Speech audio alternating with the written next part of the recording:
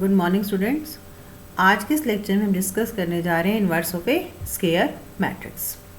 तो inverse of a square matrix क्या है? If A is a square matrix of order n and if there exist another square matrix b of same order n such that A B equal to B A equal to identity, यानी कि जब आप इन दोनों matrix को multiply करेंगे तो आपको identity matrix मिलेगी। तब हम क्या कहेंगे? ए को हम कहेंगे इन्वर्टिबल और बी जो है वो उसका इन्वर्स हो जाएगा। ठीक है, और आप उसको डिनोट कैसे करते हैं? इस तरह से ए इन्वर्स, ये नोटेशन है। अब आप मल्टीप्लाई जो करेंगे वो किसी भी ऑर्डर में मल्टीप्लाई कर सकते हैं, ए इंटू ए इन्वर्स या फिर ए इन्वर्स इंटू ए, और क्या आना चाहिए? आइडेंटिटी आना चाहिए। अब ये तो क्या हो गई? सिमेट्री हो गई, यानी कि अब जैसे मर्जी मल्टीप्लाई करो। तो यहाँ से आप क्या कह सकते हो? अगर ये बी ही है then B is the inverse of A और इधर A is the inverse of B. तो कैसे भी आप इसको बोल सकते हो। अगर आप जो इन्वर्स निकाला है उसका आप दोबारा से इन्वर्स निकालो तो आपको ए ही मैट्रिक्स मिलती है। नाउ अब हम बात करते हैं रेक्टेंगुलर। अभी मैंने ऊपर क्या बोला था कि स्क्वायर मैट्रिक्स होने चाहिए। ठीक है, अब हम आते हैं रेक्टेंगुलर मैट्रिक्स पे। जो आपकी रेक्टेंगुलर मैट्रिक्स है उसका जो इन्वर्स है वो निकल सकता है या नहीं निकल सकता। ठीक है, अब जब आप इनका मल्टीप्लाई करोगे ए बी को, लेट अस सपोज आपने ए का ऑर्डर लिया 2/3, तो बी कितना बन जाएगा? मतलब ठीक है, तो जो उसका इन्वर्स अब आपने मल्टीप्लाई करना है और बी इनको आप मल्टीप्लाई करोगे अब, और बी आपने ले ली 3/2। हम ऐसी मैट्रिक्स लेते हैं जो मल्टीप्लाई कर पाएँ। अब ए है 2/3 की, बी है 3/2 की। जब आप ए बी को मल्टीप्लाई करेंगे तो ऑर्डर मिलेगा 2/2, और जब आप बी ए को मल्टीप्लाई करेंगे, अब ए कितना था? 2/3 और बी है 3/2। ठीक है, तो आपको बी ए मिलेगा 3/3 ऑर्डर की। ए बी मिला आपको 2/3 और बी ए मिला को मिला ए बी मिला आपको 2/2 और बी ए मिला आपको 3/3। दोनों मल्टीप्लाई तो हो गई लेकिन इक्वल ऑर्डर की नहीं हुई, डिफरेंट मैट्रिसेस आपको मिली है। इसका मतलब तो अब सेम आनी चाहिए, लेकिन जो रूल है वो सेम होना चाहिए। तो इसका मतलब क्या नेसेसरी है कि दोनों कैसे होने चाहिए? स्क्वायर होने चाहिए। ठीक है, अब ये एक रिजल्ट है, the necessary and sufficient condition for the square matrix A invertible such that A is non singular. ठीक है, और दूसरा, अगर ए इन्वर्स किसी स्क्वायर मैट्रिक्स का होता है तो वो यूनिक होता है। Now this is the formula to find out A inverse adjoint of A upon determinant of A where A is non-singular। तो ये फॉर्मूला है इन्वर्स निकालने का, adjoint of A upon determinant of A। अब देखो, अगर यहाँ पर determinant of A ये 0 हो गया तो A इन्वर्स डिफाइंड ही नहीं होगा। ठीक है, तो इसका मतलब ये कैसा होना चाहिए? Non zero. अब हम करते हैं क्वेश्चंस। तो क्वेश्चन है, आपको इस मैट्रिक्स का इन्वर्स निकालना है और इस रिजल्ट को वेरीफाई भी करना है, जो कि हमारे पास ए इन्वर्स के लिए होता है। ठीक है, तो दिस इज़ अवर ए। सबसे पहले हम क्या निकालेंगे? डिटर्मिनेंट। तो इसका जो डिटर्मिनेंट आया वो आया 3 × -11 -7 × 35 -68 आ गया। ये तो नॉन सिंगुलर हो गई, इसका मतलब ए इन्वर्स एग्जिस्ट कर गया। अब हम क्या निकालेंगे? एडजॉइंट। तो एडजॉइंट के लिए हमने क्या निकाला? हर एलिमेंट का कोफैक्टर। कोफैक्टर का रूल हमें पता है कि वो एलिमेंट जिस भी रो जिस भी कॉलम में होता है उसके अलावा आप बाकी सब ले लेते हैं। तो 3 का निकाल रहे हैं तो ये फर्स्ट कॉलम में है, बाकी क्या बचा? -11। तो आपने -11 लिया और इसको मल्टीप्लाई किया -1 ⁻1 + 1 से, जो कि ये है, जो इसकी पोजीशन वाइज जो आपको दिया हुआ है। ठीक है, तो इस तरह से हर एलिमेंट का हमने कोफैक्टर निकाल लिया। और एडजॉइंट के लिए हम क्या करते हैं? हर एलिमेंट को उसके कोफैक्टर से मल्टीप्लाई कर देते हैं, वो हर एलिमेंट को उसके कोफैक्टर से रिप्लेस कर देते हैं और फिर उसका ले लेते हैं ट्रांसपोज। तो ये आ गया आपका एडजॉइंट। ठीक है, अब ए इन्वर्स का फॉर्मूला क्या है? Adjoint of A upon determinant of A, और this is our adjoint of A, this is our determinant of A. तो ये आ गया आपका ए इन्वर्स। अब हमें रिजल्ट वेरीफाई करना है, तो हमने लिया A into A inverse. This is our A, this is our A inverse. तो और ये 1/68 यहाँ लिख लिया, और जो आपका मल्टीप्लिकेशन का रूल है उससे मल्टीप्लाई किया तो आपको ये मिल गया। यहाँ पर 1001, यहाँ पर हर एलिमेंट 68 से आपने 1/68 से मल्टीप्लाई कर दिया। अब इसी तरह से ए इन्वर्स ए निकालेंगे, तो this is our A inverse, this is our A, और ये आ गया 1/68। सिमिलरली सेम प्रोसेस से ये वैल्यू आपकी क्या आ गई I2, तो हमारा जो रिजल्ट है वो वेरीफाई हो गया। नाउ अब this is our A inverse निकालना है और फिर क्या शो करना है कि जो ए इन्वर्स है वो ए स्क्वायर के इक्वल है। ठीक है, तो आप ए इन्वर्स के लिए सबसे पहले निकाला determinant, expand by first row 1 लिया, ये आ गया आपका, ये वाली डिटर्मिनेंट आ गया -1 0 0 0, फिर -1 लिया विद माइनस साइन, क्या आया 2 0 1 0, फिर आया 1, क्या आया 2 -1 1 0। हमने इसको सॉल्व किया, ये 1 आ गया, इसका मतलब ए नॉन सिंगुलर आ गया। अब हम निकालेंगे कोफैक्टर, तो हर एलिमेंट का हमने कोफैक्टर निकाला। ठीक है, कोफैक्टर निकालने के बाद अब हमने एडजॉइंट के लिए हर एलिमेंट को उसके कोफैक्टर से रिप्लेस कर दिया और फिर उसका ले लिया ट्रांसपोज। अब ए इन्वर्स का फॉर्मूला क्या है, adjoint of A upon determinant of A, तो this is our A inverse. अब हमें क्या प्रूव करना था कि जो ए इन्वर्स है वो ए स्क्वायर के इक्वल होना चाहिए। ये हमने ए स्क्वायर निकाला, ए इंटू ए, हमने इनको मल्टीप्लाई किया, तो आपके पास ये आ गया ए इन्वर्स, ये आ गया ए स्क्वायर, और आप चेक कर सकते हो this is equal to A inverse. ठीक है, नेक्स्ट क्वेश्चन है, हमें ए दिया हुआ है और आपको शो करना है कि जो ए इन्वर्स है वो इस रिलेशन के इक्वल है, ए स्क्वायर -6 से +11 आइडेंटिटी। तो सबसे पहले तो हम ए इन्वर्स निकालेंगे, सबसे पहले हम डिटर्मिनेंट निकालेंगे, वो आ गया आपका 1 नॉन जीरो है, तो इसका मतलब ए आपकी नॉन सिंगुलर हो गई, ए इन्वर्स एग्जिस्ट कर गया। अब हम हर एलिमेंट का निकालेंगे कोफैक्टर। ठीक है, हर एलिमेंट का आपने कोफैक्टर निकाला, एडजॉइंट के लिए हर एलिमेंट को उसके कोफैक्टर से रिप्लेस कर लिया और उसका ले लिया ट्रांसपोज। क्लियर, तो ये आ गया आपका adjoint of A. Now A inverse equal to adjoint of A upon determinant of A. ठीक है, डिटर्मिनेंट 1 है तो वही आ गई, तो ये आपका ए इन्वर्स है। अब हमें किसके क्या दिखाना है कि किसके इक्वल है, ए स्क्वायर -6 से +11 आइडेंटिटी। तो हम इसको कैलकुलेट करते हैं।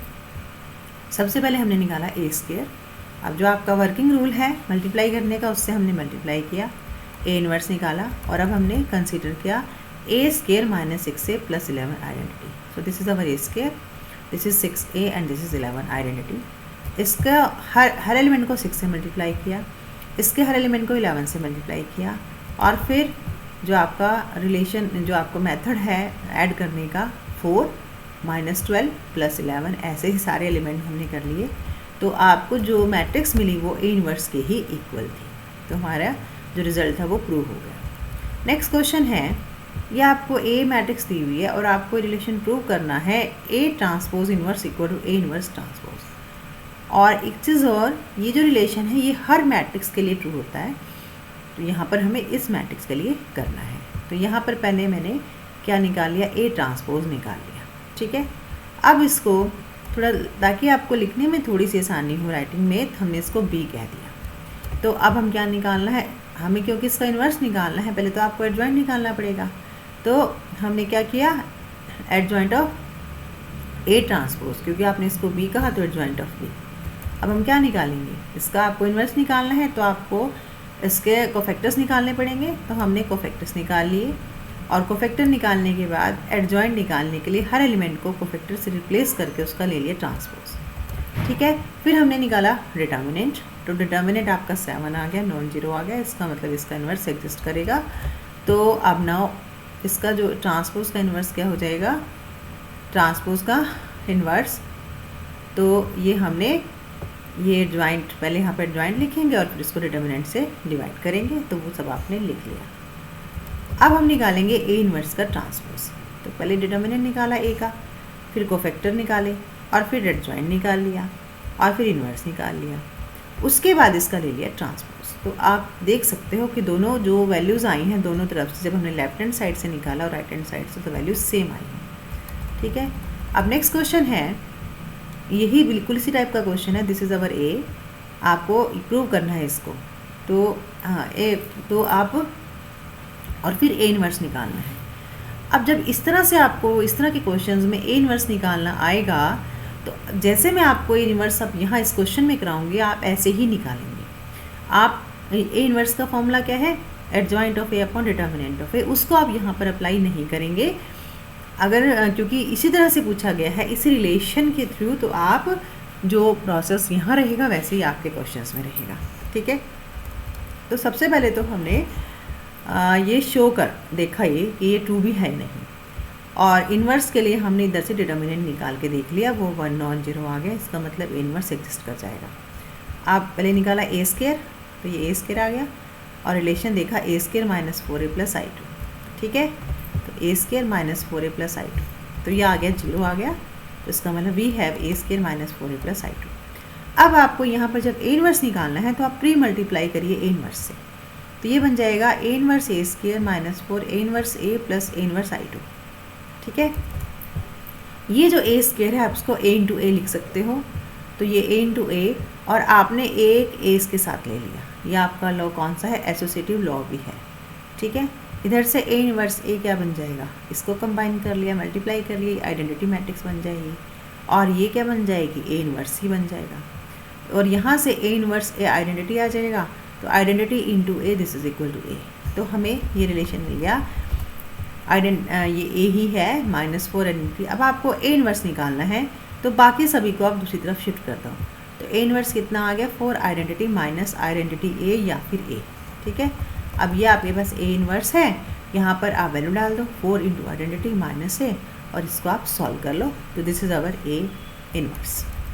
क्लियर, बिल्कुल ऐसा ही क्वेश्चन है ये नेक्स्ट, लेकिन इसमें ये इक्वेशन इस तरह से दे रखी है, x square plus 4x minus 42। सबसे पहले आपको शो करना है कि ए इस इक्वेशन को सेटिस्फाई करेगा, और वो तभी सेटिस्फाई करेगा आप इसमें ए पुट करिए, तो ये क्या बन जाएगा, ए स्क्वायर प्लस 4a माइनस 42। ध्यान रखना यहाँ पे मैंने साथ में आइडेंटिटी लिखा है, क्योंकि जब आप किन्हीं भी मैट्रिसेस को ऐड करते हो या सब्ट्रैक्ट करते हो तो वो कैसे होने चाहिए, मैट्रिसेस ही होनी चाहिए, और इसलिए अगर यहाँ पे सिर्फ 42 रहेगा तो वो तो प्लस या माइनस नहीं हो सकता मैट्रिसेस में, तो ये किस में रिप्लेस हो गया, 42 आइडेंटिटी में।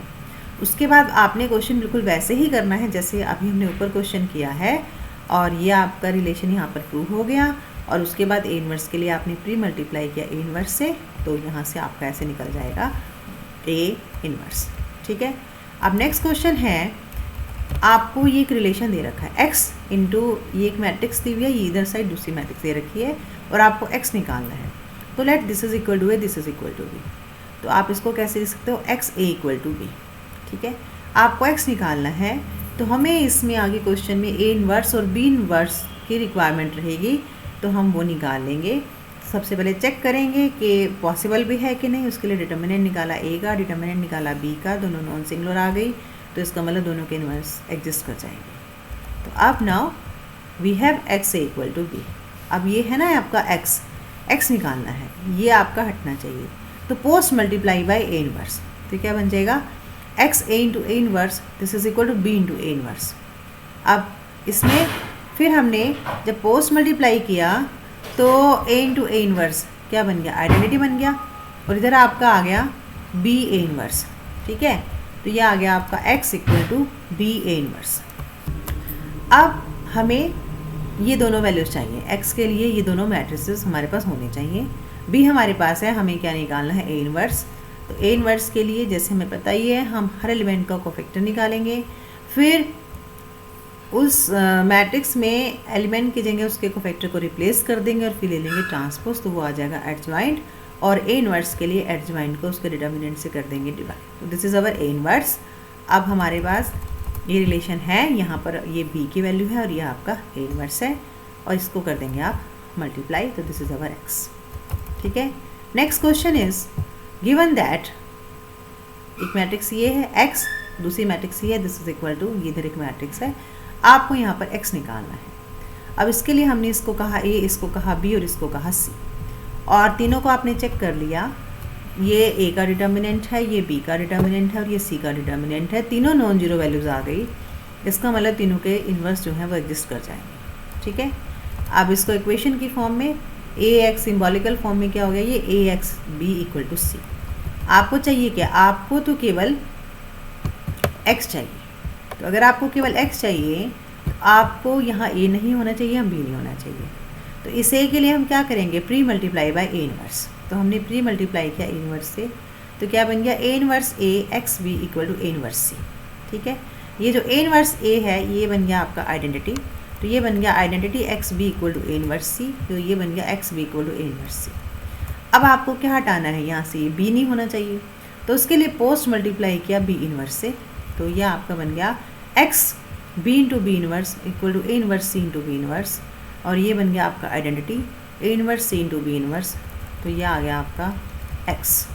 ठीक है, अब हमें ये हमारा जो जितना सॉल्व मतलब हमें एक्स के लिए जो जो रिक्वायरमेंट थी वो हमारी हो गई। तो हमें यानी कि इसको निकालने के लिए ए इनवर्स चाहिए और बी इनवर्स चाहिए, तो हमने यहाँ पर ये ए इनवर्स निकाल लिया और इधर निकाल लिया बी इनवर्स, और फिर हमने यहाँ पर डाल दिया इस रिलेशन में। अब ये आपका है ए इनवर्स, ये है सी और ये है बी इनवर्स।